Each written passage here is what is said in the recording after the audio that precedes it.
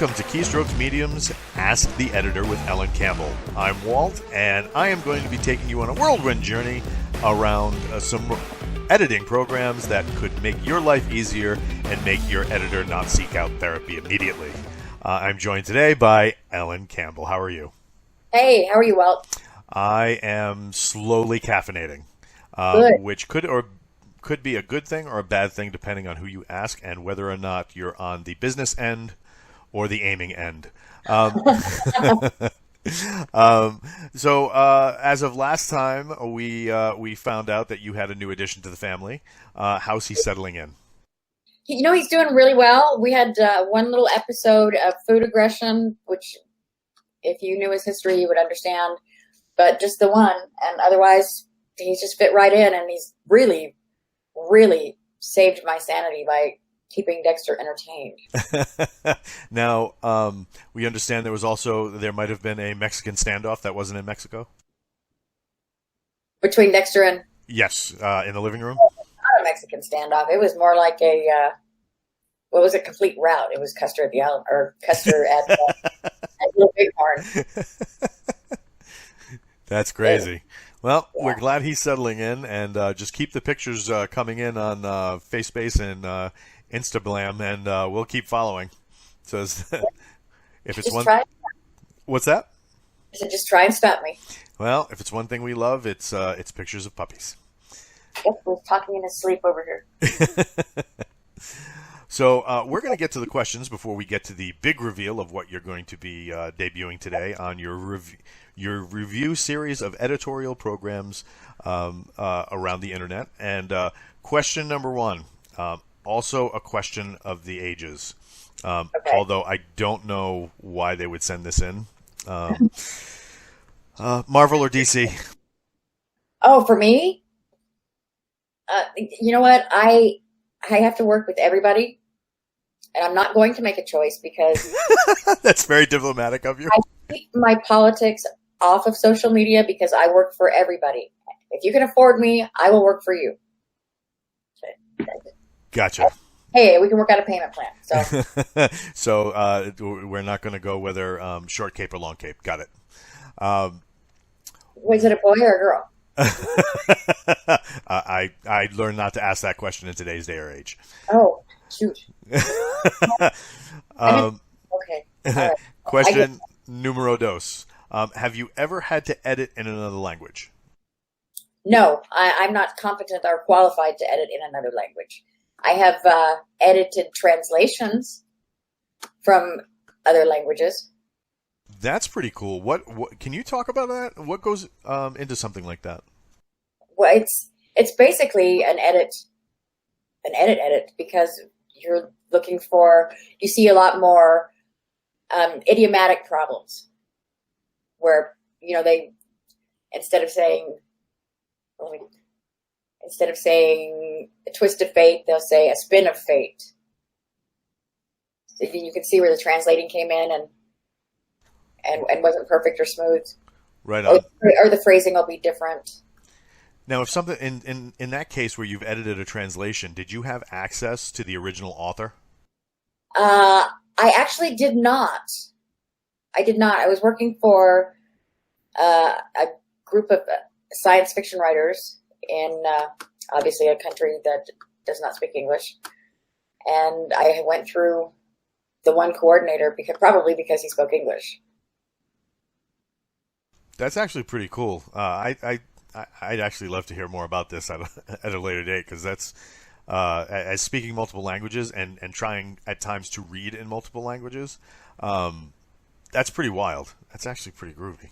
And that's why they hired me, because they knew that these things were there and they wanted me to make them appear less foreign. That's pretty wild. Yeah, definitely need to. Yeah, we're going to put a pin in that. All right, so next question. What was the last movie you watched, and did you enjoy it? The last movie I watched? Oh, gosh.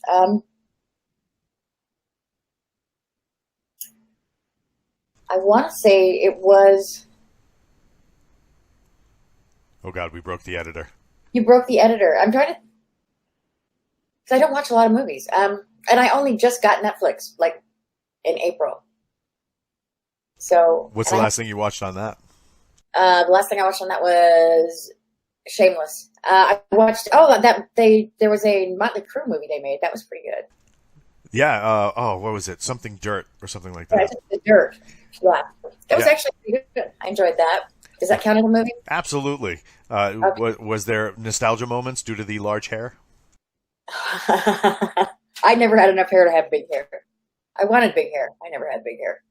So no giant can of Aquanet in your handbag at any point. No, I don't think I've ever had a handbag big enough to haul around a can of Aquanet. You know, I never used Aquanet because, of course, we all did. And white one. I mean, we can argue it all day, but yeah. And I wasn't a huge Motley Crue fan at the time, so it was just kind of fun. I thought the casting was really good. That's fantastic. Approaching an editor. You had talked before about getting trial edits. This is actually a pretty interesting question. When sending trial edits out to editors to see what editor is the right fit for you, how long should that trial be? Should it be one chapter, a couple of chapters? I specify 1,500 to 2,000 words, but there's no reason that you can't send your entire document and they'll just pick what they want to edit. Or a lot of editors will tell you exactly what they want, because depending on the day of the week or what mood I'm in, I'll tell you to send me 1,500 words from chapter 7 or 2,000 words from chapter 9. Or what they don't want to see is your first 1,500 or 2,000 words. Because you really haven't settled into the meat or the writing flow? No, because that's the one you've worked over the most. Gotcha. It will not be an accurate representation of the rest of your book most of the time. So I throw something out there at random, hoping to get a little slice of accurate so that I can accurately quote the project to you. And decide which sharp object to use? No, just where to put the decimal point. Gotcha. Yeah. That's actually pretty cool. So about 1,500 words is that for you, or is that kind of industry standard? I don't know that there is an industry standard when you're talking about a whole bunch of freelancers, but yeah, I think that's pretty much an average. Yeah, not a standard, but probably an average. And some people charge for sample edits. Don't get your panties in a bunch, because they think about what they're doing. 1,500 to 2,000 words, depending on the quality, will take me anywhere from half an hour to 2 hours. Okay, my time is worth something. I'm not saying I have not yet started charging for sample edits, but if somebody does, are they not worth being compensated for their time? Absolutely. We're not talking about a 5-minute thing. Yeah, because you gotta get into the meat of it. You got to do other things. Yeah, that sounds absolutely fair. Yeah. Another question. Where do you walk your dogs? Do you just let them play in the yard? How are these coming up? Every Sunday, Dexter and I go to Big Spring Park in downtown Huntsville, where I live. It's a nice walk. There are ducks. I like the ducks. I feed the ducks. Does Dexter like the ducks? Dexter is very well behaved around the ducks. The first time he saw the ducks, he was terrified. He was like so impressed with these ducks. He thought that was like, wow. He wanted to be a duck when he grew up. And now it's just like old hat, the ducks. Like, oh yeah, ducks. Okay, if I sit, I'll get hot dogs. That's cool. So yeah, so we do that every Sunday. I take Dex anytime I go to Home Depot. Yeah, they allow dogs in there. Or anywhere that dogs are allowed, just to keep him honest in terms of his behavior. He's so high energy and so hyperactive that it's a constant. Got to keep the training up. And he's made so much progress that I'd hate to see him lose it all, because I don't like on me or jumping on strangers or knocking down that elderly lady at the dog store that time. We don't judge. Last question. What is your setup like? We've seen that you have multiple screens. Do you use a wide desk, small desk, and do you cut your internets to avoid distraction? And yes, they actually wrote internets. No, that's internets. Yeah, it's like saying the Twitter. Internet. I don't judge. Okay, so I have a corner desk. So we'll start there. A corner desk. And I have the 25-inch, whatever, the big iMac, and a 36-inch Samsung TV as a second monitor. The second monitor I can show it to you if you want. Yeah, rock on. Okay, let's see. Not that one. Share screen. Okay. I keep a second copy of your document of the story that I'm working on. I keep a second copy open. One that hasn't been edited. Let's just close that. And so that way I can search for stuff, or I can, if I've changed something so drastically that I don't even know where I started and I can't remember what it was, I can come back and find it here. Or I can search out your little bad, naughty words as the spirit moves me. The naughty list, yes. Okay, so that's what I do over here. And then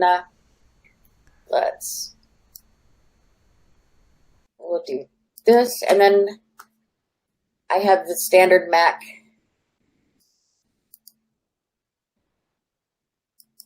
Here we go. Okay, this is what I'm seeing now. That is what we're coming up to. And then my desktop. And that's pretty typical, my desktop. Then whatever I'm working on, then the internet. I do have, you can see right here, called Focus Me. And I'm not gonna do it right here, or I'll lock you out. But I hate being locked out. Let's see, Facebook. Okay, and I am now locked out of Facebook for that is pretty wild. For however long I set it for. I think I set it for an hour and a half. Oh, that's pretty cool. So that way you can minimize distraction and get to it. Yeah. And add anything that's a time suck for you, whether it's Amazon or Facebook or Instagram or whatever rabbit holes you go down. Then it's called Focus Me. It's free. It's a browser extension for Chrome. Does Dexter have a Focus Me button? He does not. Yeah, well, you know what? I take that back. Tennis ball. What is it? Tennis ball. You hold up a tennis ball and really riveted. Let's go. Riveted for a dog is quite the experience. Yes, he's riveted. So what program are we going to be dealing with today? Okay, now we're going to deal with the last. This is going to be our last one, and we're going to talk about Grammarly Premium. The 800-pound gorilla in the room? The 800-pound gorilla in the room. So let's just get to it. Again, this is the same sample. I went ahead and loaded it because it takes a while to load. And this is what it tells you. This is its little added bonuses here. Oh, and you see right here? Realize it wants me to change the spelling. I don't want to change the spelling. And there's no option for me to turn it off. I can tell what's wrong. So whatever it's suggesting, you just have to view it until you get to the next thing. Yeah, no, but I was specifically pointing out that it's wrong here, and there's no way to make it not be wrong. Okay, but let's go through. So you can't highlight that, and if it appears in the document a second time, it's still going to highlight it? Yes. Gotcha. And count it against you, by the way. We'll get to that. It's very judgmental, apparently. With Grammarly Premium, it sends you a little thing every week to tell you how many unique words you used and how many mistakes you made. And even when it's wrong and you tell it it's wrong, it still counts that mistake against you. Those in your bastards. So I come back all the time because it's doing it on Facebook, it's doing it on my emails, whatever. But you mistyped, you mistyped and you're going back. If it alerts, it's counting it against you, even if you already knew it was wrong and you were in the middle of fixing it. So I really resent that. My score comes back as 98 or 99% of higher than everybody for the use of unique words, and like 27% for typos. Or it wants and it always wants a comma between before a conjunction, and you don't always need a comma before a conjunction. And it wants me to add an article all the time, and that annoys me because I don't have to add an article all the time, and you're wrong. Damn it, Grammarly. Yeah, exactly. So with Grammarly, you're getting kind of some of the same things. It likes the delivery of this particular one. Okay, but let's go through and look at some of the changes it wants you to make. Please. Okay. The only people even vaguely close to his rank, and it wants you to change that to position, class, status, level, because the word rank appears repeatedly. Well, guess what? It's a military sci-fi. So rank is going to appear repeatedly, so it's wrong. In this case, I can tell it's wrong, but it won't make any difference. Breakfast pastries with shredded goat. See here, it wants an article. Seems to be missing a determiner. Consider adding an article. No, it doesn't need an article. So, anyway, moving on. Based on archive material and historical actions. No, because it doesn't want historical. It wants you to simplify, and it's wrong. And here we go. The non-American variant. Yes, I know. So it's detecting the British English and asking you to change it? Yes, and telling me why it's wrong and not giving me an option to tell it that, hey, this is UK English. Gotcha. So a lot of people in the UK, Grammarly hates you. But again, you see goals, 4 or 5 set. I set it to, but this is not giving, I set it to general audience, informal, creative, tell a story. I didn't set the tone because I don't want it trying to decide what this writer is trying to say, because it's poor enough on its own. Okay, this is what you get. This is your little report. Your delivery was great. It said it was engaging. Wants you to. I guess this is where it's trying to tell you why you're using the wrong adjective or the wrong noun or whatever, because it would be better if you didn't say historical. But you can't say past it. Historical is necessary here, so it's wrong. Now, when it's saying engagement, is it trying to detect whether or not the reader is being talked to or spoken to through the text, or is it trying to detect like a level of enthusiasm that somebody might get by reading this? I can't tell you. I think a little of both of what you said, but it's consulting its idiot brain. Bless its heart. It's not its fault. Consulting its algorithm, which gives it like 5 words and says all of these are better than this, or in this case, this is always better than that. I mean, then consulting random numbers and coming up with the wrong answer. Lead major assaults. This is often because it's an overused word. Well, you wouldn't say a significant assault, would you? Not unless you want to be made fun of at parties. Right, exactly. Clearance. Which officers had clearance? Because it appears repeatedly. It appears repeatedly because, and I get what it's trying to do, but it's not finding the problems. So would you say that this is more a writing tool for somebody doing emails or say articles for like blogs and stuff like that over fiction?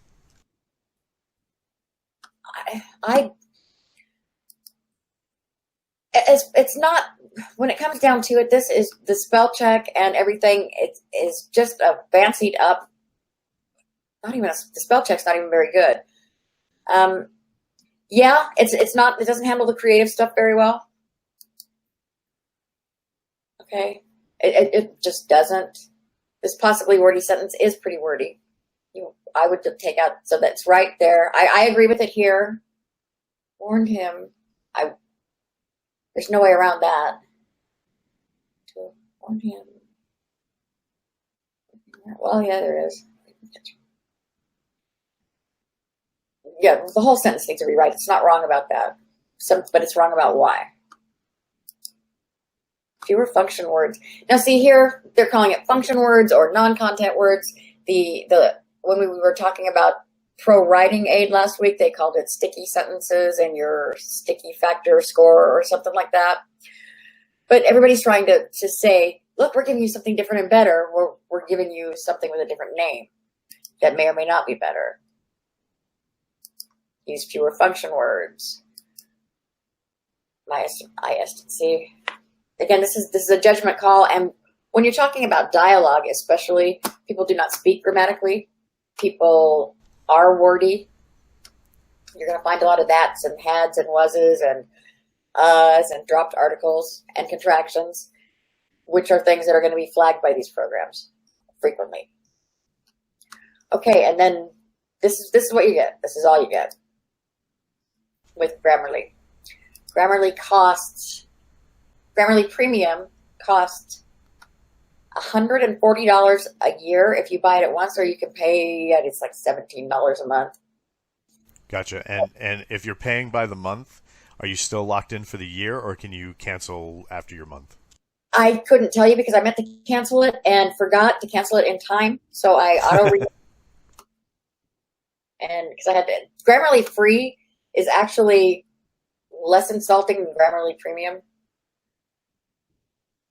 So this is like the English teacher that looked over your shoulder and said, no, don't write that. No, don't write that. Well, except for your English teacher was probably right, and this is not always right because it doesn't have, it lacks human judgment. It lacks critical thinking, which is what you need when you're writing fiction. So, yeah. See here in the spelling, it says there's 106 errors. Wants a comma, wants a comma, wants a comma. Change the spelling. Even if with Microsoft Word, you can go in and tell it this is UK English, and it'll stop telling you you're a moron when you're not. Right on. So this is Grammarly. It is what it is. And with something like this, this is all web based, obviously. Are you? For me, because I'm on a Mac. I'm sorry? It is for me because I'm on a Mac. So if you're on a PC, you can get it and put it directly in Word. Oh, right on. Okay. With a Mac or something. So it can attach right to Word or anything. Yeah, and this was something I didn't mention about Pro Writing Aid. It will essentially,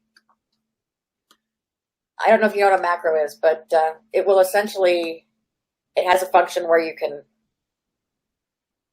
put in your words or tell it to search strings like a macro would for you in Microsoft Word. Oh, that's pretty cool. Yeah. Yeah, the Pro Writing Aid that you debuted on the last show seemed very feature rich. It was. It was. And judging from, I mean, we're going to do a wrap up show where you compare and contrast all the ones that you've reviewed so far. But I mean, this seems more targeted toward business documents, nonfiction, blog articles, stuff like that. Yeah, they just have both hands out for real. There's not anything wrong with that. It's just be careful what you pay for. Be careful what you're getting, because you don't, unless you know what you're getting or what you want from it. Grammarly is what Grammarly is. I think most people are fairly familiar with it. The premium version